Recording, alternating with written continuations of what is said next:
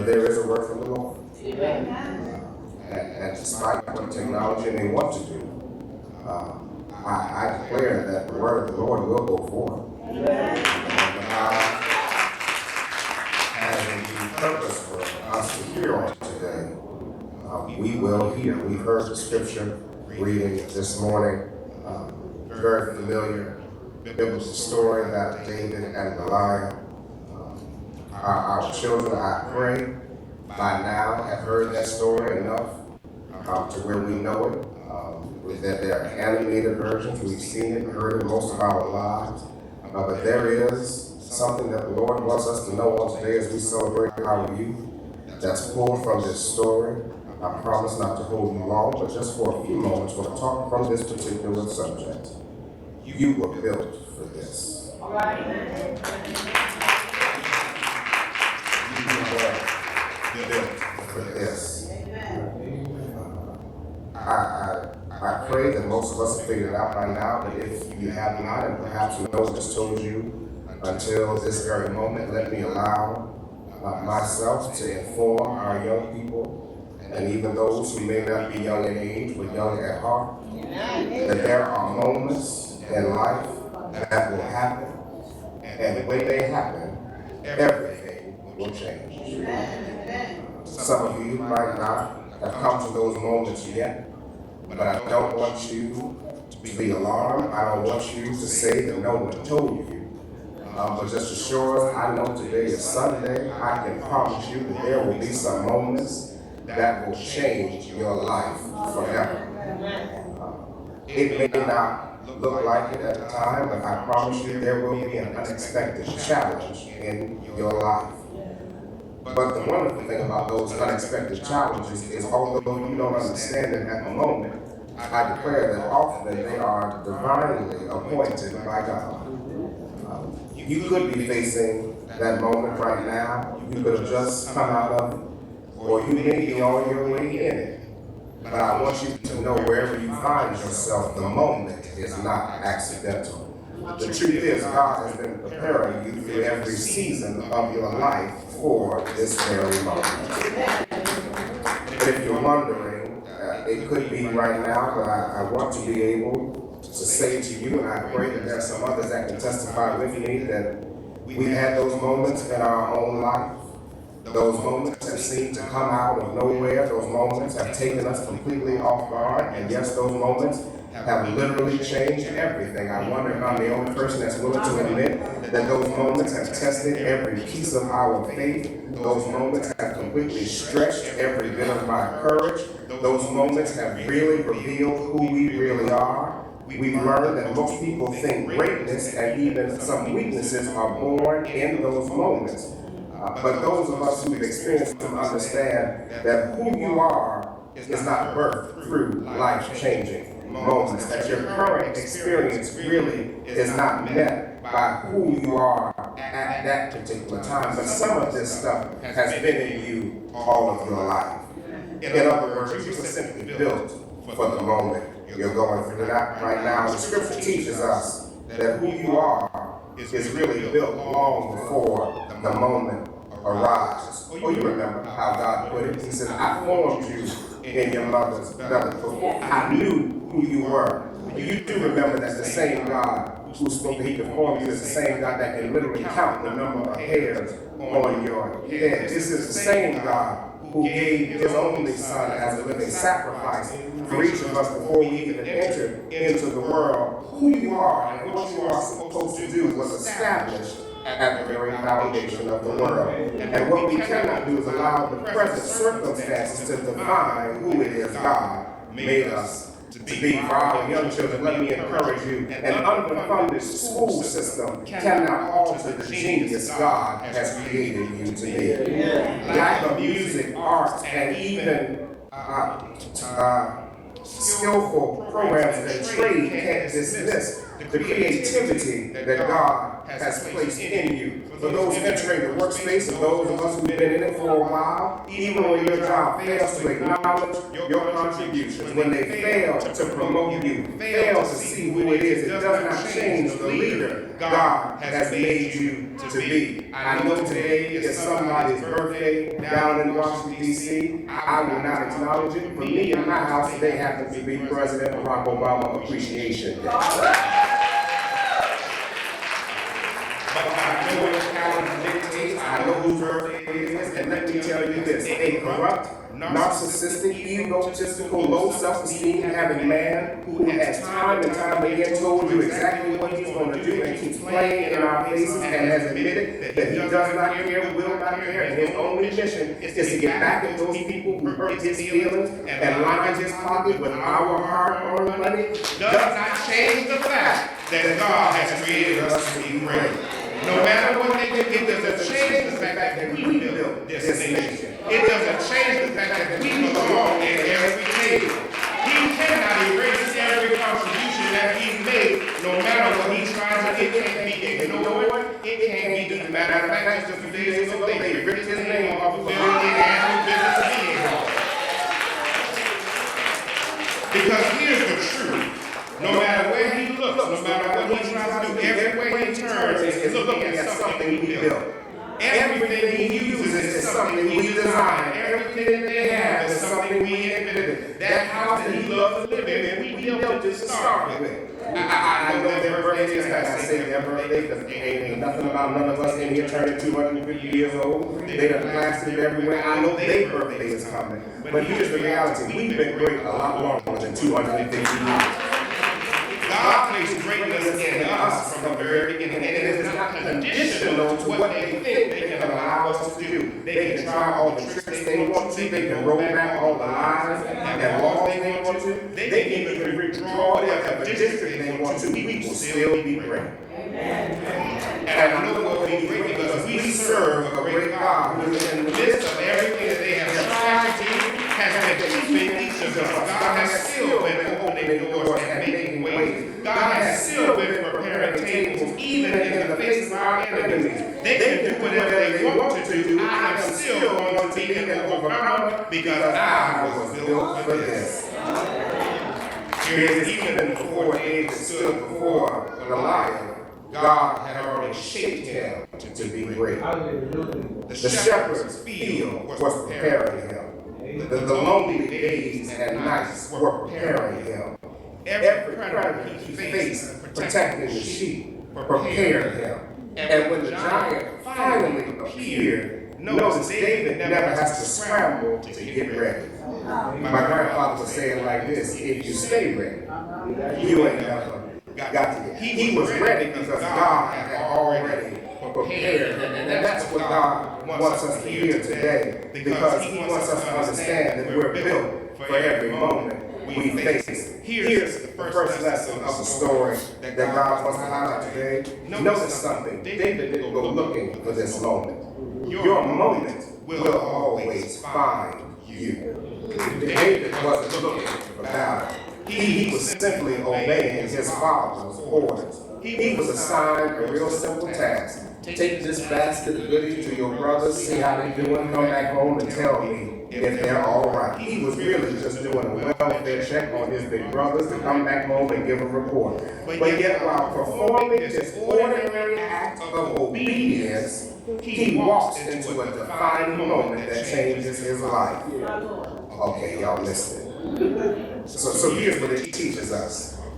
You don't have to chase destiny. If you remain faithful where God places you, destiny will find you. Many of the greatest moments of your life will arrive completely unexpectedly. Family challenge, leadership assignments, seasons of testing. The giant appeared while David was simply being obedient. Reason this is so powerful, especially to our youth, because you have to understand, when this moment finds him, David was likely a teenager. He He wasn't the oldest of his family. He wasn't the strongest in his family. He was not the most experienced in his family. Yet, God chose him. Here's what happens early in the text. The soldiers have a problem with David about to do what David is about to do. And the soldiers' problem is because they saw his physical stature. They were looking at his age. And young people, let me burst some bubbles. And if there was older people who have said this to you in here today and you got to ride home with them, don't look at that funny. Don't. But y'all hear me, look dead at me. Stop believing that God will only use you later. Okay.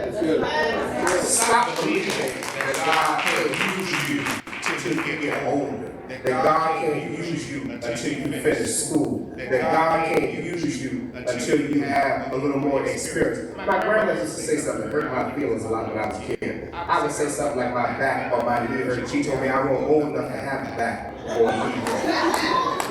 I'm not the only one that heard it. But here's the reality. God can use you right where you are right now.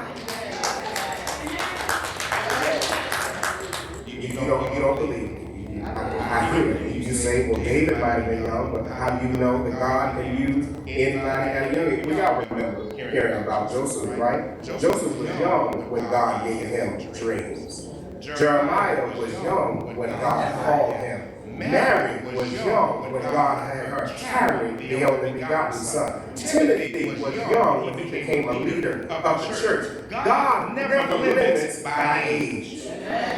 Don't let people tell you you're too young when God has already told you you're ready. And here it is, some of those people that keep telling you you're too young and you're not ready, the problem is they missed their moment. Yeah. Don't allow people who have missed their moment to make you miss yours. Some of the very people who are trying to get you to dismiss what God has already placed in you are only mad because they fumbled the ball when it was their turn. All right. I'm going to leave that alone. David's obedience allows the moment to find him. And here's one of those people that tried to get in his way. Saul presses him about what he is about to do. And Saul presses him on his ability, and even in that provides a real good lesson for us this morning. David doesn't become discouraged as Saul presses him against the questions. He doesn't begin to question himself because Saul has some doubts and some concerns. But he understood one thing, that all of his previous seasons were preparing him for this one. Saul asked the question about his ability, and David doesn't point to his potential. When Saul presses him, David actually points to all of his preparation. See, Saul saw who David was. David understood that no matter what he looked like right then, he had a real good understanding of what he already survived. To do it in your own time if you have, go back and look at the story again. Saul presses him about his current ability, and David's response is, well, when the lions came, and when the bears came, God delivered me. Well, so while everyone else saw a little shepherd boy, David saw years of preparation. He understood that every challenge he faced had developed his faith, that every victory had strengthened his confidence in God. David recognized that the pasture was preparing him for the battlefield. Every predator he was able to defeat was preparing him for Goliath. Nothing God allows in your life is wasted. The disappointment you experience were not wasted. The rejection you experience is not wasted. The difficult season is not wasted because God is building something inside of you with every experience. When life does what life does, know that God is preparing you. When the challenges seem too much, trust that God is preparing you. You may not see it in the moment, but all of it was preparation. And here's the good news. You can declare after the fact, just like Joseph, what you meant for evil, God used it for good. And this is so great about preparation. And what I love about God's preparation process is the moments of preparation often happen when nobody else is looking. You missed it.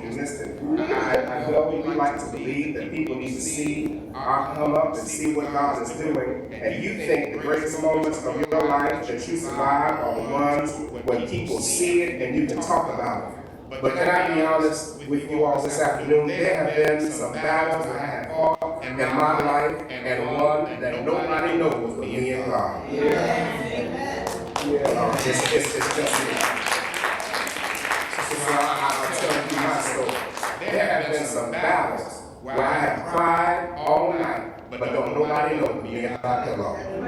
There have been some sleepless nights where I have walked the floor, and the only person that can tell you about it is my floorboards and my carpet because I wore them out. There have been some breaks and some scars that never made it to the surface because all of my victories have come in some private moments. David declares that his greatest victories happened before anybody else knew his name. You do remember what he said. He said, I knew that God was, I'm good for this because there were some times I was in the field and God won't nobody out there but him and God. David said, nobody applauded me when I fought the lions. Nobody celebrated when I defeated the tigers and bears. All those victories happened in private. The strength that David gained, the wisdom that he gained, the skills that he gained. No one was looking at the fact that life was developing him while everybody else thought he was wasting his time. It's what God does in your life. God prepares us when other people miss it.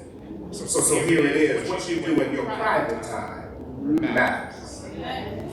Because the habits you build in your private life is what God will use for your future purpose. You don't believe me. David was out in the field by himself doing what everybody else thought was pointless. That's what God used for his purpose. You think not doing anything is that you like your time off. You like to relax. You know. And you know what a lot of us say in church, we say, well, whatever I do in my private time, you know. And that's all well and good, but there are some things you need to incorporate in your private life that will prepare you for your future. That's why prayer matters outside of Sunday. That's why studying your word matters outside of Sunday. Young people, I know this is going to be hard, and I know y'all might shout out on me, but that's why obeying your parents matters. That's why choosing the right friends matters. That's why showing integrity when nobody is looking matters. Because God develops character before he gives influence. Your private discipline is what prepares you for your public purpose. Everything David did in the field is what prepared him for this moment. God was building a giant killer before anybody else ever saw that there was a giant. So God, here you are. He does not allow the moment to be chased by David. David allows this moment to find him. He understands that God has prepared him for this, and he also understands that this moment is designed by God, but he also figures if it's designed by God, I can't do it, whereas somebody else's are. Amen. Amen. That's right. It's right there in verses 38 and 40. It says, before David even entered into battle, Saul offers him his armor. Now David didn't accept all the questions, and Saul finally said, fine, if you're going to go fight the giant, at least wear my armor, because my armor was built for me. My armor is better than anybody else's, so take mine. It seemed logical. It seemed safer. And it definitely seemed more impressive. But David recognized something real important. He understood that the armor belonged to Saul. The armor had not been tested by David. It didn't fit him. It wasn't his. So here's what he did. He took it off. And instead, he used what God had already placed in his hands. A sling, 5 stones, and a faithful heart. A lot of people miss their moment because they spend their lives trying to become someone else. David was never called to be Saul. God never told him to be somebody else. God never told him, matter of fact, now that I called you, I need you to be just like Saul. God simply called him to be him. Okay. I know what your friends have and your neighbors have. It might look nicer. I know it seems more impressive. But if you're going to meet the moment that God has designed for you, you got to trust that God has already given you everything you need to meet the moment. Yeah. One of the greatest giants that are facing our youth is the ability to fit in. Oh, you don't believe me? What do you think happens on social media? Everybody needs to fit in. Everybody says you need to be like somebody else. Culture is teaching them to follow the crowd. Your friends will even say compromise your integrity so that you'll be accepted by everybody else. But David teaches a different lesson. You don't need anybody else's armor. You don't need anybody else's approval. You don't need to sacrifice your value. God has created you with a purpose. God has already created you with gift. God has already created you with an identity. The crowd may reject you, but God can still use you. Your greatest strength is not in becoming somebody else. Your greatest strength is in being who God has created you to be. So let your moment find you. Know that your past is preparing you. Know that you got everything you need, but also know that your faith is bigger than the giant. Everyone saw the giant. You all are familiar with the story. You remember the army had looked at Goliath for over a month. Every day they ran out, saw Goliath, ran back. This is not part of the sermon, but this is for the grown people. That part of the story really gets on my nerves. Because these were trained soldiers. Every morning, they lined up, prepared for battle, saw Goliath, and ran back. And if they had done it for one day, I wouldn't even know it. But they did it for a whole bunch of days. You knew your opponent wasn't changing. But yet you lined up every morning. You saw the same opponent you saw yesterday and ran. Stop looking at the same situation over and over again, doing the same thing in response. You know what the giant looks like. You know what it's, and you. All right.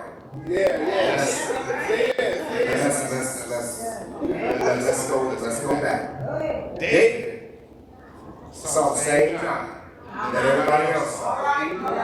David shows up, sees the exact same. Matter of fact, David even watched them do this and said, "Oh, something's wrong with David, the little one, the one they said was no good to do anything else, saw these grown soldiers, including his brothers, run out here and run off and said, nah, we can do something better." He saw the exact same giant they saw. But here's what he saw when he looked at it. They saw Goliath. David looked out on the battlefield and he saw God. See, the soldiers kept measuring Goliath against themselves. He was way bigger than us. He's way stronger than us. But David measured Goliath against God. And just as giant as Goliath was, David knew that my God is still bigger. Here is the shout. Your faith does not deny reality. Your faith simply refuses to let reality have the final word.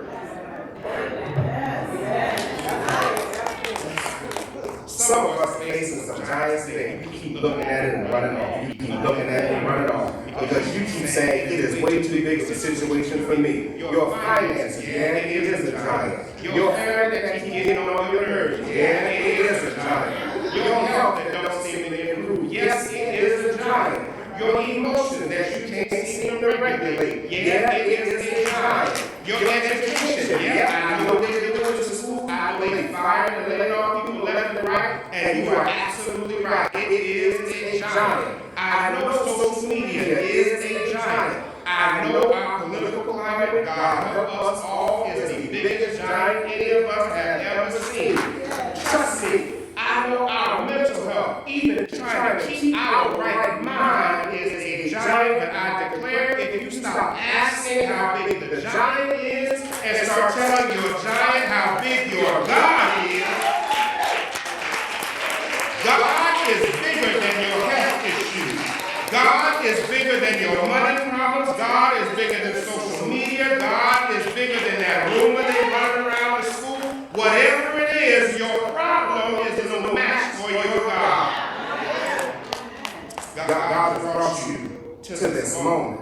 And today, God brought me here, and God will sustain me through the moment. Recognize that the giant standing in front of you is actually the doorway God is using to move you to your next season. I'm saying it again.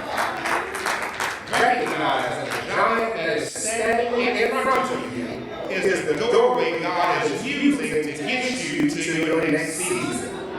Again, I know the giant is there. I know it looks terrifying. I know you're afraid.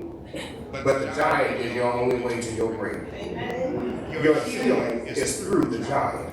Your peace is on the other side of the giant. The joy you keep looking for is on the other side of this. Just stop running and understand that giants actually do fall. Stop running and know that your God is bigger than your situation, so let the moment find you.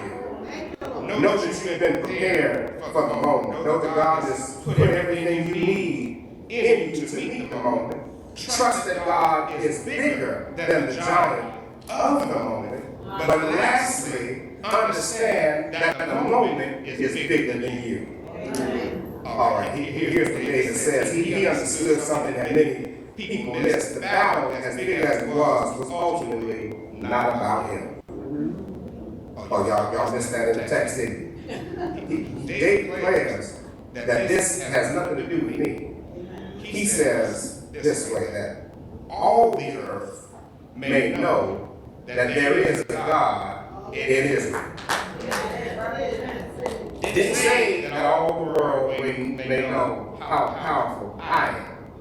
It doesn't say that God will allow me to get the victory so my brothers know how strong I actually am. He didn't say, let me be victorious so my Father will see how important I really am. He says that all the earth may know that there is a God in Israel. He understood that the victory would simply reveal God's power, that his obedience would glorify God, that his courage in the moment would point others to God. And that's the same truth for every one of us today. God has not brought us through difficult moments merely for your benefit. He uses your testimony to encourage somebody else. God is going to use your faith to strengthen somebody else. God is using our victories to reveal his glory. And I said this earlier in the prayer. You young people are not the church for tomorrow. You ain't got to wait. You are part of everything God is doing right now. You ain't got to wait. You can pray today. You can serve today. You can lead today. You can worship. You can make a difference today. David wasn't waiting to become somebody else. He let God use him right where he was. Y'all can go home today and start changing your house. You can go to school even though it's the last week. You can change your school tomorrow. You can change your community now. Never underestimate what God can do simply because of where you are. David defeated Goliath because he showed up when his moment came. He trusted God's preparation. He refused to become someone else. He believed that his God was greater than the giant, and he understood that the battle was about God's glory. David understood the sheep field prepared him. The predators prepared him. The waiting prepared him. And even when the giant appeared, David was already ready. So here is our encouragement. The challenges that you're facing now, have not been wasted. Every one of your tears were not wasted. Your struggles have not been wasted. All of the lessons have not been wasted. God is simply preparing you. And understand that if He brought you to the moment, it's because He already built you for the moment. All you've got to do is stand in your faith of who God is. Stand in your courage of what God can do. Stand in confidence, trusting God will bring you through and declare the moment might be big, but I was built for this moment. Not because I'm the strongest, not because I might not even be the smartest, and certainly not because I figured everything out, but because God knew that this day was coming before I ever arrived. God knew the battle. God knew the challenge. God knew the pressure, and He prepared me for the moment. You might be young. You may feel overlooked, and you may feel underestimated, but nobody will notice your gift. But guess what? God sees what everybody else misses. Just like He used David, God can use you right now because you were built for this moment. The world looks at appearances. God knows your purpose. The world sees where you are. God sees who He created you to be. The world sees your age. God sees your calling. The world sees our mistakes, but God sees His mercy. The world sees our limitations, but God sees His power working through your life. When Samuel shows up at Jesse's house, everyone saw the other brothers. You remember they were tall, they were strong, they were impressive. They appeared to be king material. But while everyone else was looking at them, God was preparing David. Everyone else saw a shepherd. God saw a king. Everyone else saw a little boy. God saw a giant killer. Everyone else saw a field worker. God saw a nation leader. Don't believe me that it was just David? Well, you remember Gideon. The world saw a frightened man hiding in a wine press. God called him a mighty warrior. The world saw fear. God saw courage that nobody else could understand. All right, let's do a little more Bible study. You remember Moses, don't you? The world saw him as a fugitive, a failure, a man with a speech problem. God said, no, what I see is a deliverer. The world saw weakness, and God said, I declare He is a leader. Let's do a little more Bible study and be out of here. Y'all remember Rahab, don't you? The world saw her past. God saw her faith. The world saw her reputation. God said, no, watch this. I'm her redemption. Peter. The world saw an impressive and impulsive fisherman. God said, here's what I'm going to do. I'm going to make him a preacher who will stand at Pentecost and change the world. Let's say right here, y'all remember Paul, don't you remember who he was, his name got changed to Paul? The world said, nope, that is the meanest, baddest persecutor I've ever seen. God said, watch this, I'm going to make him an apostle. The world saw someone who had gone too far. God said, well, since I know he likes to go far, I'll actually do this with him. I'll give him the gospel and carry it around the world further than anyone else ever imagined. And there's some people looking at you right now the same way they look at every one of them. The world keeps seeing what we lack. They keep seeing our obstacles and our struggles. They keep seeing your size and your lack of resources. They keep talking about your path, but God says, here's what I see. I see faith. I see future. God says, I see purpose. God sees what He's building. God looks at you and sees what He's preparing, because God is about to do something. So when the enemy tells you you're not enough, you simply tell them, I was built for this. When people tell you you're too young, you tell them, nope, I was built for this. When your past tries to disqualify you, you tell your past, I was built for this. When fear tries to stop you, you tell your fear, nope, I was built for this. When your failure tries to define you, remember, you were built for this. When your history tries to hold you hostage, you tell your history, I was built for this, because my God specializes in seeing what nobody else can see. The God that I serve sees kings in shepherds. God sees leaders in fugitives. God sees purpose in pain. God sees destiny in your difficulty. God sees victory before the battle even begins. So lift your heads. Strengthen your heart. Trust that God's vision is more than the world's opinion. Because God sees everything in you that's greater than what people can ever see. God has called you to be great even when the world stands against you. The same God who prepared David for Goliath is preparing you for your moment. So stand on your feet. Stand in your faith.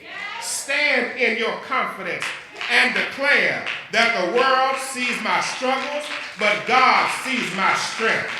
The world sees my present, but God sees my future. The world sees my limits, but God sees my possibilities. The world sees a giant, but God sees victory. And because God sees it, I believe it, I receive it, I walk in it, and from this moment forward, I declare that no matter what the moment is, I was built for this moment. No matter what you face tomorrow, you were built for this moment. No matter what the enemy tries to get you to believe, you were built for this moment. Don't let the enemy trick you. Don't let them fool you to believe you need to fit in. God has already given you everything you need. Simply declare that you were built for this moment. To God be the glory for reminding us that no matter what we face, we were built for this. I don't care what you're going through, you were built for this. I don't care what the enemy throws at you, were built for this. Your God is bigger than whatever your this is. Trust him and know that God will see you through. There may be someone in this place today who has not made this God the head of your life. I invite you now to choose him today. You can come as a candidate for baptism, you can come under Christian experience, or you can come to reunite with this great branch of Zion, but whoever you are, make the choice today that the God who has already seen your purpose understands what you're going through, and he's able to meet you at the point of your need. So if there is one, we invite you now to come choose today. Not because tomorrow will be perfect, but because you understand what your purpose is, and you'll not let the enemy get in your way another day. You were built for every moment you face. So if there is one, we invite you now to come. Again, you can come as a candidate for baptism, you can come under Christian experience, or you can come to reunite with this great branch of Zion if you have moved away. And those who are online viewing, you can drop your name in the chat. We will reach out to you wherever you are and extend to you a hearty welcome into God's house, because we know that God is moving mightily in the life of this church, and we would love to have you be a part of it. So if that is you, we invite you now to come. And the wonderful thing about our God is even if you don't move now, and we pass this moment, all you have to simply do is confess with your mouth and believe in your heart. And the word declares that you will be saved. So if that is you, we pray with you, we stand with you, and we celebrate heaven for all that God is doing in your life. Come on, church, let's give God praise.